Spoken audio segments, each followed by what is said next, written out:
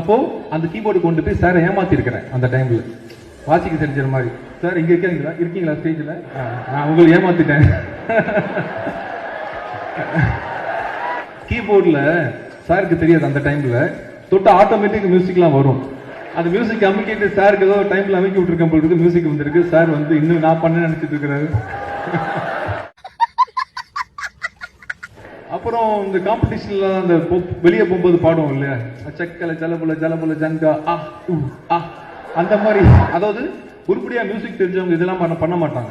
நம்ம மாதிரி ஆட்கள் தான் வந்து பாத்தீங்கன்னா எப்படி அட்ராக்ஷன் கவர் பண்றதுன்னு சொல்லிட்டு நானே சொந்தமா எழுதி பாடுறேன், நானே பாடுறேன்னு சொல்லிட்டு அந்த கிரௌடை ஏமாத்தி அங்கேயும் பிரைஸ் வாங்கிட்டேன். ஆக்சுவலா நானே சொந்தமா மியூசிக் பண்றேன்னு சொன்னதுனால அங்க உள்ள இன்டர் காலேஜ் காம்படிஷன்ல கூட பாத்தீங்கன்னா எனக்கு பிரைஸ் கொடுக்க ஆரம்பிச்சிட்டாங்க.